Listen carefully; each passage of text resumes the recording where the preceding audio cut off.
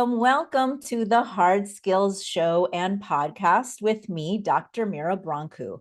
I work with leaders in healthcare research, STEM, and other technical fields who want to develop an authentic leadership identity and create a healthy, inclusive workplace environment to retain the best people doing the best work. In other words, developing the hard skills needed to make a greater impact. Now, this season, we're focusing on developing identity, the second stage of my strategic leadership pathway model.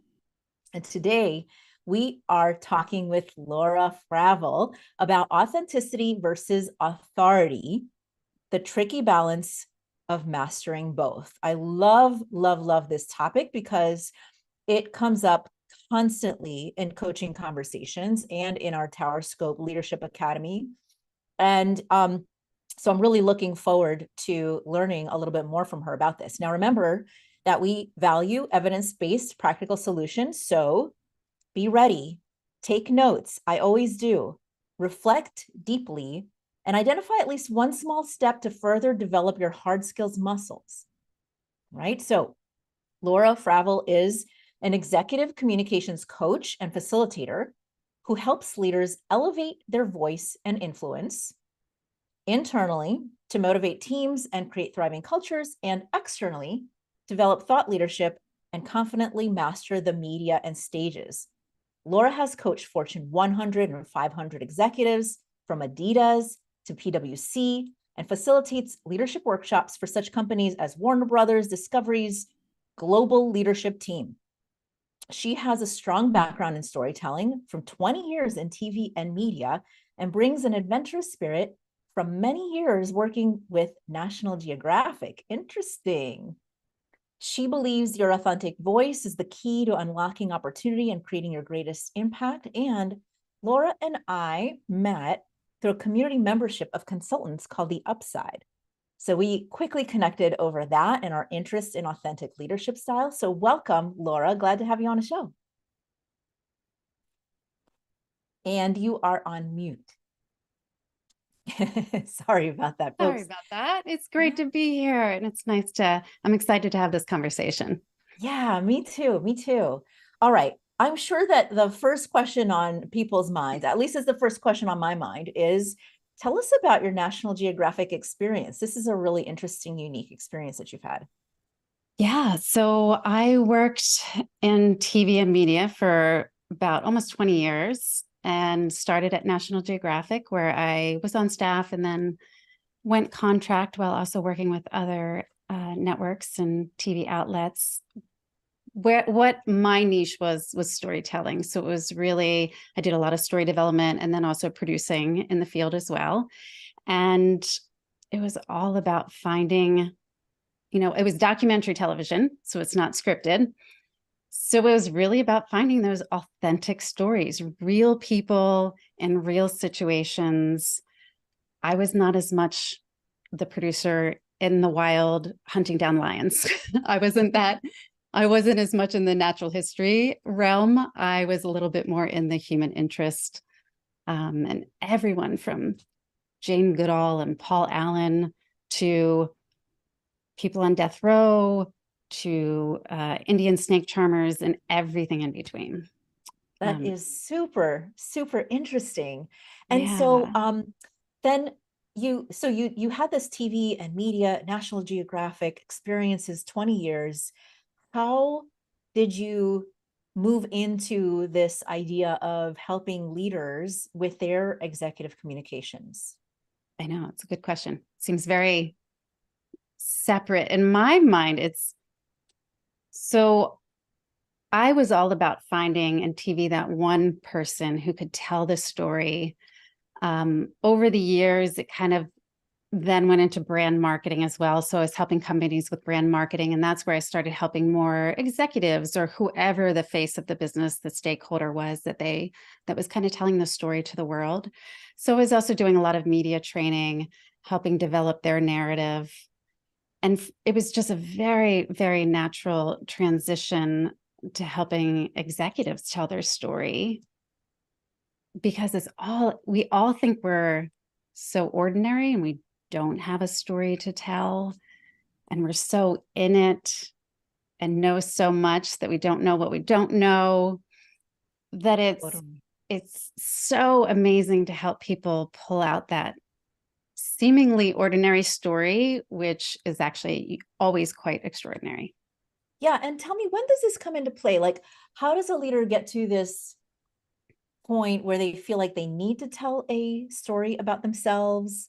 Um, what are the kind of situations where it's important for them to be able to have this skill set? Like, what do Mm-hmm. you see? I see it happens a lot when a leader goes from that, they've been head down, hardworking, they've done amazing work. So they've gotten to a certain level in their career. And now they're suddenly a voice of a team or a voice of the company. So whether they're having to manage a lot more people internally and get buy-in from either the board or, create this thriving culture who's going to feel like a part of the purpose of the team and the company, or whether it be they're becoming more of a thought leader in their space. So they're talking on stages or introducing their company, who's a sponsor of this big event, talking to the media. And I'd say it is not always about telling your personal story, though I think there is definitely a part of that. But I think it kind of comes back to that authenticity of knowing who you are, what you stand for, what impact you want to make, and showing up authentically so people trust you and you connect with them. Because when Yeah. that happens, that's when the magic happens. Mm. Yeah, this reminds me of a time in my own leadership journey. Up until this point, I really did not think that this was like an important thing, right? Right. And especially because I come from a research background as well as being a psychologist, like we keep our head down and we just say, well, look at the data, and the data shows everything, right? And Right. but I was really interested in getting our organization to support this really amazing program that we had developed, that we found these incredible outcomes. And it was basically focused on um, saving veterans in terms of their suicidality and hard to reach veterans, rural Wow. veterans, right? And we found like really incredible outcomes from our intervention. Now, what I started realizing is if you just talk about your research and the methodology and the data, it's like, it's not meeting the same interests and needs of higher level executives who have to make super quick decisions with very small budgets, Right. right? At least in our system. And so I went to this program where they were teaching you like how to pitch, right, an idea. And I started telling my story of the why behind this research and what it could do and the impact it could make on veterans who were struggling with suicidality and having access issues to healthcare. And um, it worked. It helped my executives understand and connect with the story and find meaning in it and be excited about supporting it. And it was the first funded program of this kind, and it wouldn't have happened if I didn't learn that skill set. And so that's kind of like how I'm thinking about, is that kind of how you're thinking about like the connection between the Oh, bringing your voice forward, learning how to present and that kind of thing? yes, absolutely. It's all we need to first and foremost, whatever audience we're connecting with, whether you're pitching, whether you're, talking to donors, investors, your industry, they have to immediately, you have to grab their attention and get them to trust you really quickly to be able to then pay attention to all of the data and information and expertise that you want to share with them. So how do we go about doing that? One of the key ways is storytelling. Humans want to connect to other humans. There's even all this great brain science about how when someone is presenting, speaking, and they start telling a story, the audience's brain starts mimicking that of the speaker. They start producing oxytocin, which is that bonding hormone. So we want to connect as humans, which enables us to then trust this person. And then we're like, bring on the data, bring on the information. We're all ears. You get buy-in quicker. So yeah, it's a lot about, as a leader, how are you showing up, sharing just like you said, how are you, to be able to talk to people, you first had to share those stories that you were experiencing of the veterans. And sometimes as a leader, it's your own personal experience, what you've struggled with and overcome. Yeah. And so tell me, like, one of the things that I sometimes hear isn't being my authentic self just sharing the data the way that I would want to share the data? Like, why do I have to go through this rigmarole of like, contorting myself into coming up with a story and sharing the story, and like that sometimes feels really unnatural and awkward for some people. So I'm curious, like, how you sort of reconcile that disconnect for some people. I think that is where, becoming a leader is so much, I know you talk about that, it's so much self-development, self-reflection, understanding your strengths, your weaknesses, even reframing your weaknesses. So I think a lot of times people say, well, one of the things I always have people come to me saying is, I'm an introvert. Like, there's nothing I can do. I'm just an introvert. I'm never going to speak up in meetings. And it's like, well, let's reframe that. Introverts are usually incredibly observant. They are processing and taking in everything everybody else is saying in that meeting or that presentation. And how can you then take that amazing strength of being able to observe and process and use that as your voice and be heard? So is it saying something at the end of the meeting to sum everything up? Is it sending an email afterwards to have your voice heard? So I think, now I'm losing track of your initial question, but it's really, about coming back, really doing some self-reflection and authentically knowing who you are and leaning into that part of your personality. Yeah, I love that. And also, as you're talking, I'm thinking, actually, in some ways, we hide behind our data. Yes. Because it's sort of like, well, you can't find any flaws in my data, so I'm going to present my data instead of finding flaws in me, right? And then and that's not necessarily you showing yourself fully and authentically. So let's stop there, because this is getting really meaty, and I don't want to miss out on like this piece of the, like, digging into this authenticity piece and connecting with yourself, right? So we're nearing an ad break. You're listening to The Hard Skills with me, Dr. Mira Brancu, and with our guest, Laura Fravel. We now air on Tuesdays at 5 p.m. Eastern Time. If you'd like to join us online right now and ask any questions of us right now and we will answer it in real time. You can find us on YouTube or on LinkedIn at talkradio.nyc. Otherwise, we'll be right back with our guests in just a moment. Are you a business owner? Do you want to be a business owner? Do you work with business owners? Hi, I'm Stephen Fry, your small and medium-sized business, or SMB guy, and I'm the host of the new show, Always Friday. While I love to have fun on my show, we take those Friday feelings of freedom and clarity to discuss popular topics on the minds of SMBs today. Please join me and my various special guests on Friday at 11 a.m. on talkradio.nyc. Are you a high-achieving, growth-oriented leader? Are you interested in developing your authentic leadership while creating a healthy, inclusive workplace? Hi, I'm Dr. Mira Brancu, host of The Hard Skills on talkradio.nyc at 1 p.m. Eastern on Fridays, where we discuss how leaders develop the hard skills needed to make a greater impact.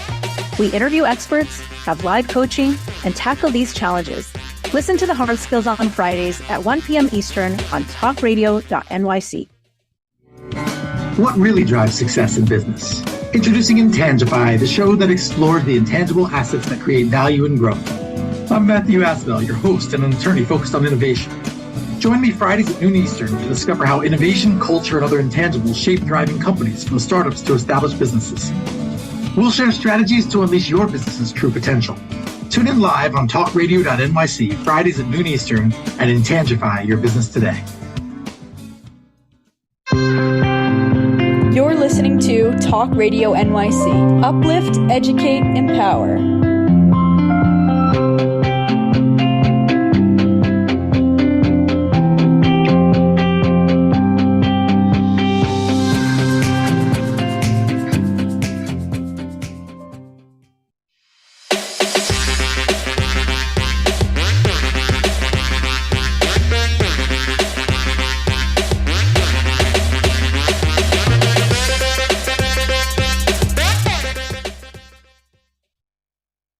Welcome back to the Hard Skills with me, Dr. Mira Brancu, and Laura Fravel, our guest today, who is helping us sort of tease apart authenticity versus authority. How do you show up in your most authentic way and bring out that voice, elevate your voice and influence as a leader?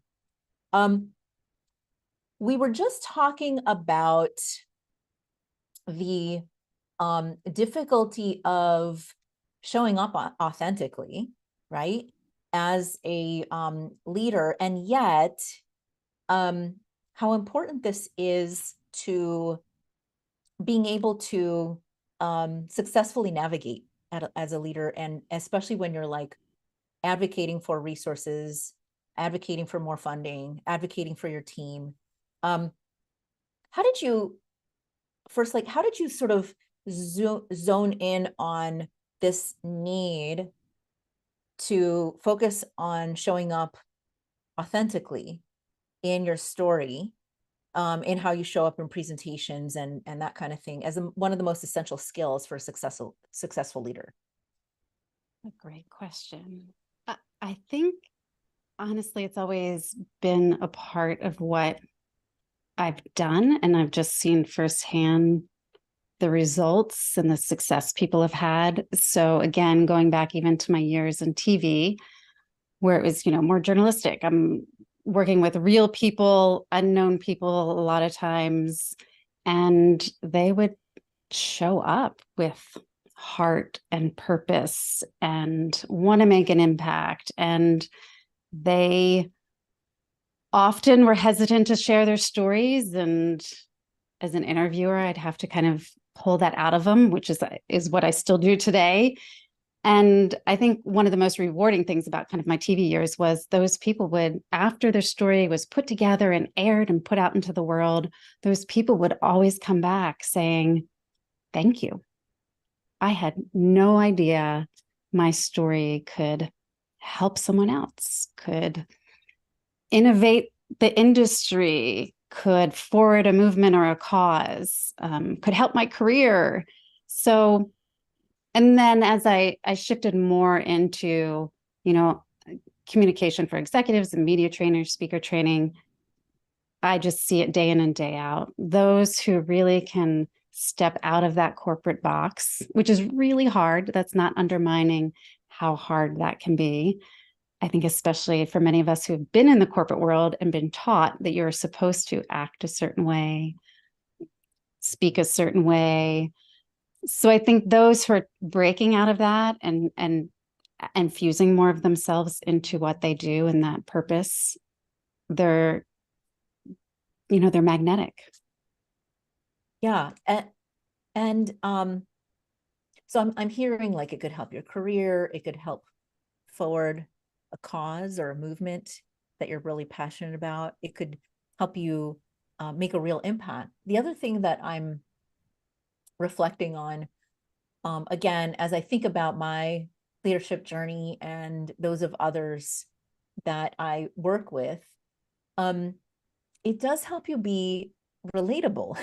Yes. I mean, like, and when you're relatable,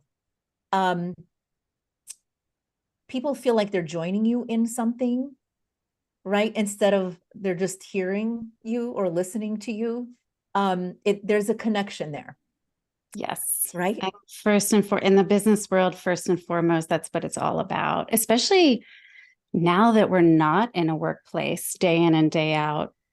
I think it's even more important than ever before because, we're getting on, we're giving the statistics, we're jumping off the Zoom, but connection and being relatable, having that, it's a human element, right? It's having that human element. Yeah. And I do notice that when I share just a little bit more about myself, right? Or when others share a little bit more about themselves in their LinkedIn profile, or as we're chatting before a meeting starts, I feel more comfortable with them, or I feel like I could trust them. There's a piece of this, like, you build trust when you get to know somebody a little bit more behind like the veil of Right. the professional veil, right? And it also makes you more memorable. So there's a training I do. It's super simple. There's been times where I brought together leaders who didn't know each other and they all had to introduce themselves, but I give them a certain criteria. And then I ask everybody to say something about someone else that stood out. It is never their job, where they work. It is always, oh, I ran a marathon too, or it's always those personal elements. And that's not to say, we're talking about authority and, you still need to show up with authority and credibility, but just sprinkling in that human element, showing up more authentic really goes such a long way. Yeah. So let's talk about that sort of trying to find the right balance of authenticity and authority. Some people might think that, or fear that, showing up authentically could undermine their authority. I'm curious, where do you think that fear comes from? Are there situations where that's actually true? Is there a right balance? I think that is probably one of the top concerns clients come to me with is, okay, I want to show up authentic, but then people aren't going to see me as this authoritative and I'm supposed to be in charge of this whole team, or I'm supposed to be the voice of the company. And I think we've also grown up in a culture, or many of us leaders, where we equated professionalism with perfection. Mm. And I think we fall into that trap that professional does not mean perfect. So you can still be professional and authentic and have flaws. And I think by talking about those hurdles or those challenges that you've faced and overcome makes you more human. It doesn't discredit your authority. Let me just sit with this for a second, because I really like this distinction of not mixing professionalism with perfectionism, because we do often feel like we need to show up as perfect in order to be accepted. Now, I feel like this happens more for women and for people with marginalized identities, right? Traditionally marginalized identities, right? And for good reason, because they're judged more negatively or harshly for just showing up, for just, I had this conversation last night on office hours in our Tower Scope Leadership Academy with folks. And this feeling like, even my haircut here, right? I've got those of you who know me have known that I've had this, shaved look for a long time, but I didn't feel comfortable having this look, which honestly is my authentic self here, because there's so much scrutiny that women and people from traditionally marginalized backgrounds experience about their hair, their appearance, their look, their demeanor, the way they sound. We're always sort of like walking this very fine line, what's called a, narrow band of acceptable behavior. And so perfectionism can come out of that, right? This fear, this deep fear of negative judgment, understandably so. So how do you help folks who have been in that state of like concern for good reason to still step out and, in my opinion, own a greater voice by somehow leaning into some piece of authenticity that feels safe and could still be like powerful without undermining their authority? I'm just sort of curious what you think. Yes, no, absolutely. It's not to be discredited that I think marginalized communities, people, not even every workplace, you can bring your full authentic self to the table. I will fully admit that. And I think authenticity is two-part. It's one, having the self-awareness, doing self-reflection, really digging deep to understand who am I, what are my strengths, weaknesses, what's the impact I want to bring. And then the other side of it is that organizational side, is your organization providing a space that will hear and listen to and respect all voices? So I think as a leader, authenticity is personal as well as outward. So when I work with clients, there's a lot of sussing out the organization, the leadership they're under, the culture, and actually really discerning, okay, is it a cultural thing or is it more of a mindset and a fear? And I think that's the first thing you have to look at, is where the hesitation is truly coming from.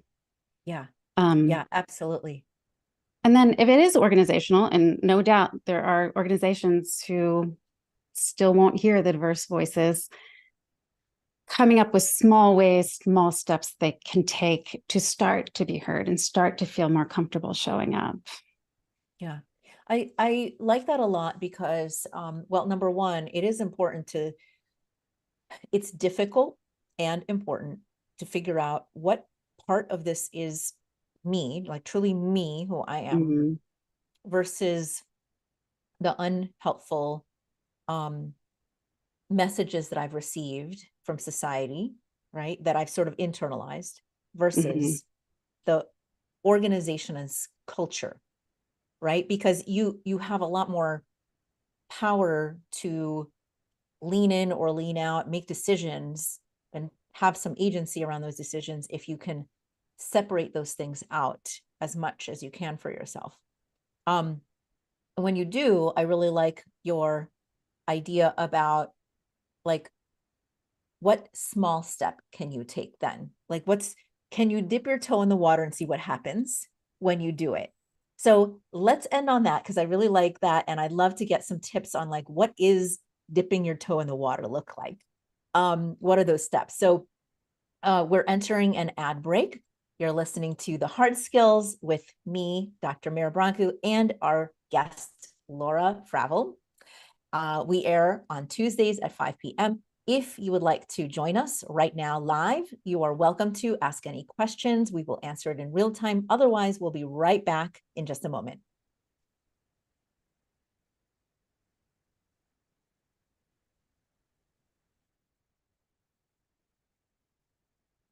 Are you passionate about the conversation around racism?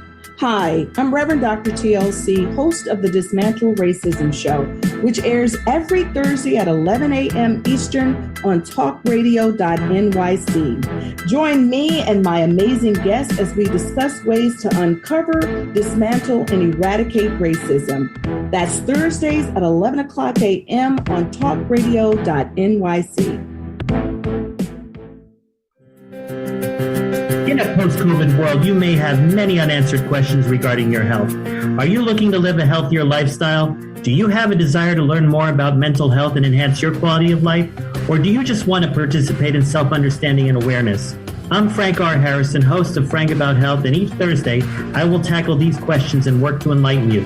Tune in every Thursday at 5 p.m. on talkradio.nyc, and I will be frank about health to advocate for all of us.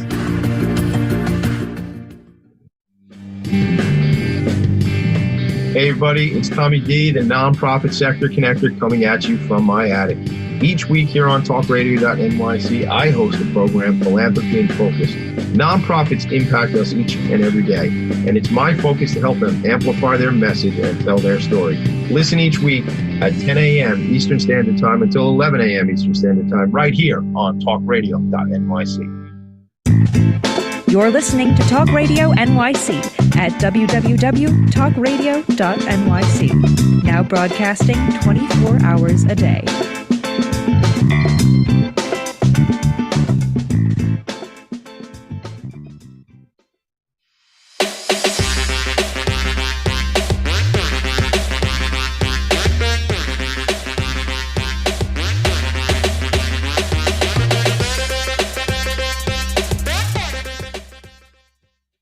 Welcome back to The Hard Skills with me, Dr. Mira Brancu, and with our guest, Laura Fravel. We're talking about showing up with authenticity in our storytelling and how to elevate your voice and your impact and your influence, and how to sort of find this balance between authenticity and your authority as a leader. And sometimes it's not that easy. But what we were talking about before the ad break is how you can take small steps to try it out and see what happens, right? How do people see it? How do people take it in? So, by the way, speaking of authenticity, I'm just going to share that I've had a sore throat for a little while, and I'm drinking this tea right next to me that I'm enjoying so much. So if you hear some quiet dead air or whatever, it's probably me just drinking tea or whatever. Okay. Laura, small steps. What does this look like? What can people try that's just not too scary at first, but just to test out the waters? Well, I think an easy thing to incorporate, no matter what you're doing, is first and foremost, you always have to take into consideration the audience you're talking to. So whether you're giving a presentation, a talk to your industry, small internal team, what's the goal you want to get? What's that main message you want to get across to them? And then what do they need to hear first and foremost to be receptive to that message and be able to move them to action? So when you talk about showing up authentically, okay, what are your authentic ways to be able to connect with that audience? Still taking them into consideration. So it's not always all about you. Okay, I might be the life of the party, class clown kind of personality. Well, you have to consider the audience. So if you're giving a board presentation, you got to consider the audience. So why not still open with a little joke if that's the way you feel really natural, and it will come across natural to the audience. So don't try to be straight-faced, still use humor, but maybe don't be the party, party time kind of crazy clown. Yeah. So I think that's the number one thing there's a misconception is bringing your full self to work is bring yourself, but then also take into consideration who you're talking to. I love that because it's not just about you, right? You're trying to make a connection, and when you're at a party and you're trying to make a connection, right? You're not going to go on and on and on about yourself and think everybody's going to love me. Exactly. You're going to try to figure out where's the connection I have with this person so that I can sort of then find some overlapping interests we can talk about together. And that sounds like what you're saying. It's not that different if you're presenting, in a large audience. It's trying to understand who are the people in front of me and what do they care about, so that I'm not going on and on about the things that I love to talk about, but they have zero interest. Is that right? Exactly. And a lot of times if you're giving a presentation, you've worked so hard to come up with the statistics and proof. And yes, they want that. The audience usually wants that to back it up and validate it. But first and foremost, you got to tell them relate to them, and let them know, I hear you. I hear what you're struggling with. I hear what you want. And then present the statistics. Yeah. So, yeah, So find that connection point. Yeah. So if I'm, let's say I'm a researcher, like Mhm. this is, I'm fully into the data, right? Sounds like I need to keep two things in mind. Number one, how do I maintain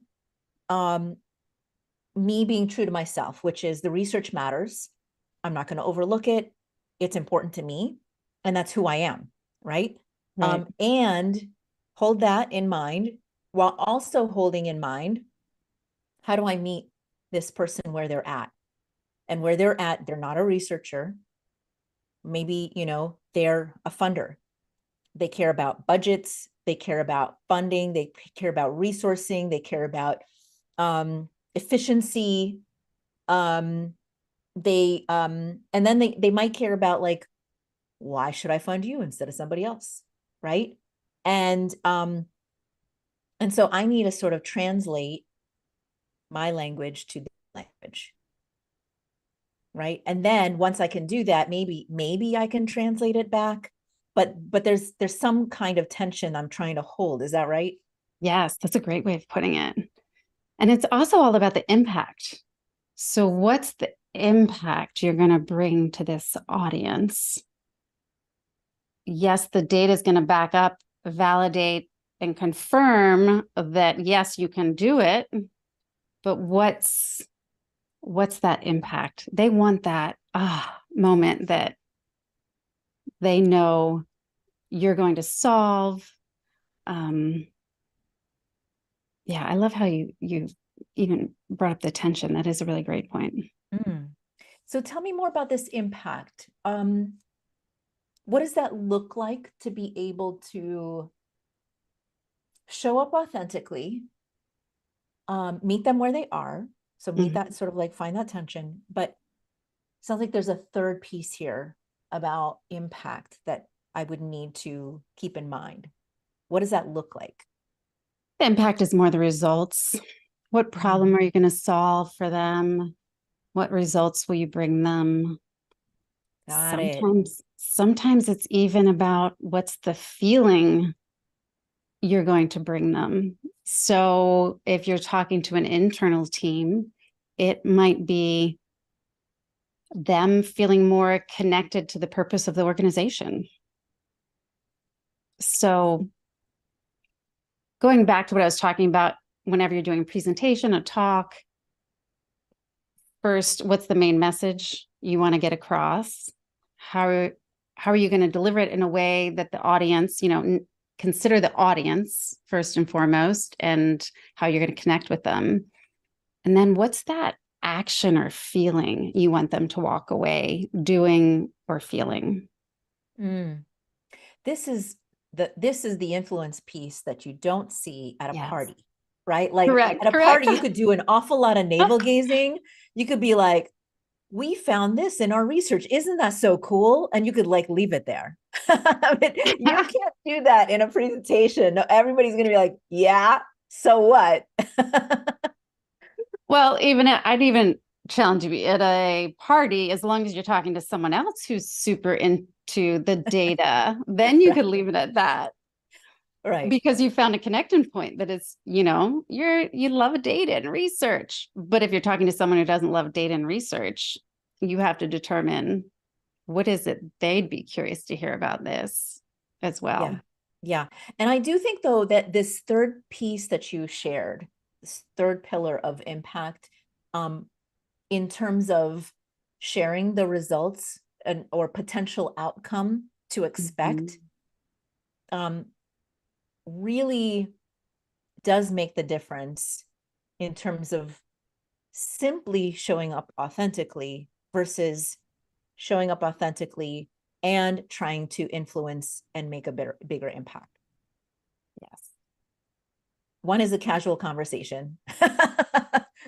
The other is like a high impact conversation, right? And leaders get the scripts from their comms department, from marketing, from their, assistants, whoever it might be, social media, that they're asked to stand up and read.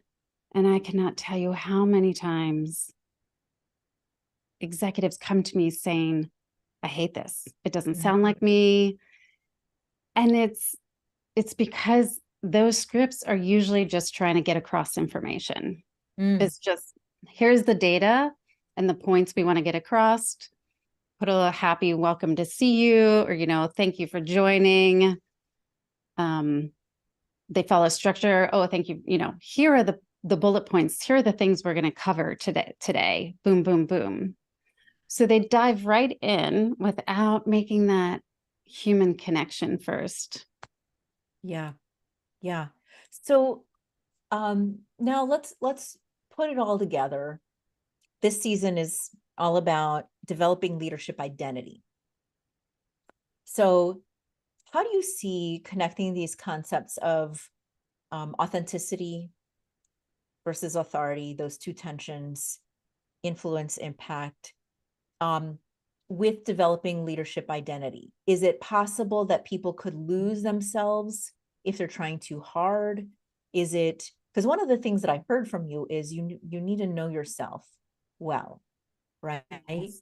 So I'm trying to sort of think about, why do leaders need to know this skill set and have this skill set in the context of developing their own leadership identity? I think it's almost the basis, if not the basis, of your leadership identity. So if we can't show up more with our own purpose and knowing what our own purpose is, if we can't really embrace our strengths, reframe our weaknesses, if we can't show up authentic, we're showing up a little bit more robotic and not human, and we're not going to have nearly as much influence because people aren't going to be able to connect with us. That, and it is not going to be nearly as fulfilling of a career if you don't show up authentic. I think, simply put. That's a great additional point. I just came back today from finishing up, I think what was an 8-month-long career development program. And one of the most important threads throughout was about identifying what is your passion, what is your why, what is your sort of personal mission. That is a big question that, frankly, I used to just like poo-poo when I was younger. I used to be like, this is ridiculous. Like, I don't need that. Tell me what my job is and I'll do it, right?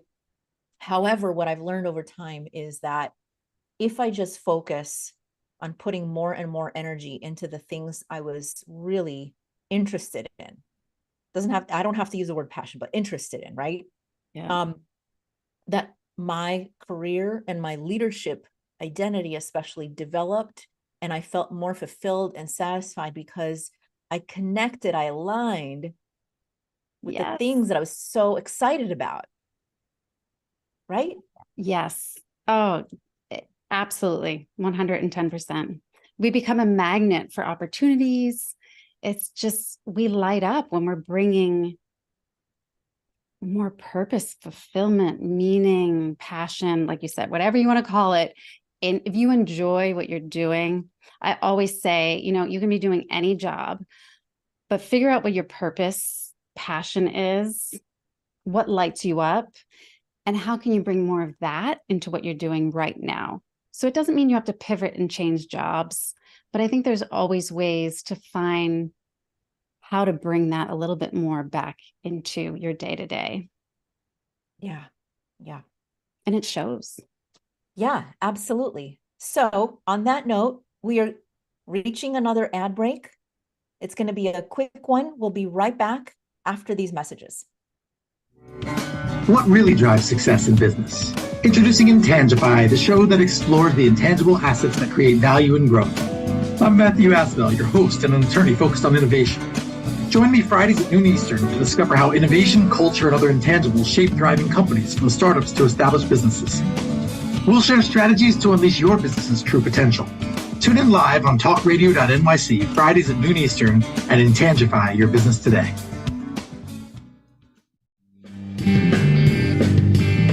Hey everybody, it's Tommy D, the nonprofit sector connector, coming at you from my attic. Each week here on talkradio.nyc, I host the program Philanthropy in Focus. Nonprofits impact us each and every day, and it's my focus to help them amplify their message and tell their story.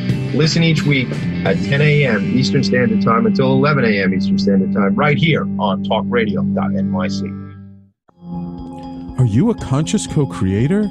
Are you on a quest to raise your vibration and your consciousness?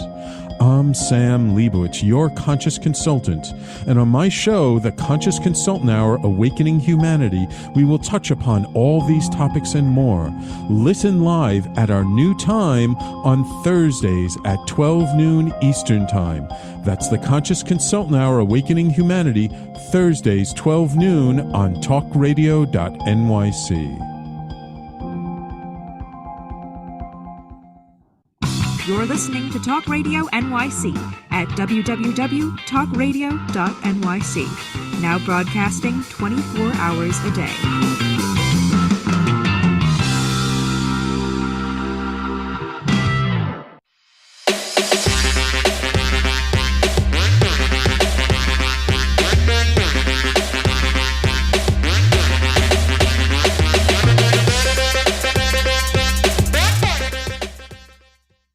Welcome back to The Hard Skills with me, Mira Broncu, and our guest, Laura Fravel. We've been talking about showing up authentically and the impact that it could make and how you can do that through storytelling, through sharing a little bit more about you, and that it doesn't necessarily undermine your authority as long as you're able to hold certain tensions, which is show up in the way that meets, who you are, your why, right? For why, what your purpose is. Speak their language though, meet other people where they are, and identify what are the results you're aiming at, right? Those are the three pillars I heard Laura sharing with us. And the one thing that I'm really like chewing on now is that this last piece where we were talking about, if you are clear about your interests, about your why, and you share that with other people, right? You light up, people see that. And as you were, you become a magnet. This inspires people to follow you. And it's not like you're looking for sheep here, okay? But it's really about, if you want to make a greater impact, you have to get people to get what you're about and really understand what it is that you're aiming for, so that you can get support around where you want to take things, right? Is that kind of like how I'm hearing you're saying it? Absolutely. Great summary, Mira. I think we as humans, we all want to anchor to some purpose. So if you're a leader, if you're just giving data and information, employees don't have much to anchor to. Or if you're a thought leader standing on stage and just presenting data, there's not much, again, to anchor to. So you do have to kind of lead with the why. And people want it. People naturally, we as humans, we want to feel a part of something. So how are you going to make that audience, whoever that is you're talking to, feel a part of what you're doing? Yeah. And that, I feel like that's where your authenticity can come from. Like that's reaching in and thinking about what drives you and then being able to share that. Mm-hmm. Exactly. And I think there's the other stumbling block I see with a lot of people is authenticity versus vulnerability. And authenticity is more showing up more true to who you are, your personality, owning it. Vulnerability is sharing struggles you've been through. And I think you get to choose how vulnerable or not you want to be. So, and whether you want to share personal vulnerabilities or just professional vulnerabilities. So I think that's the other stumbling.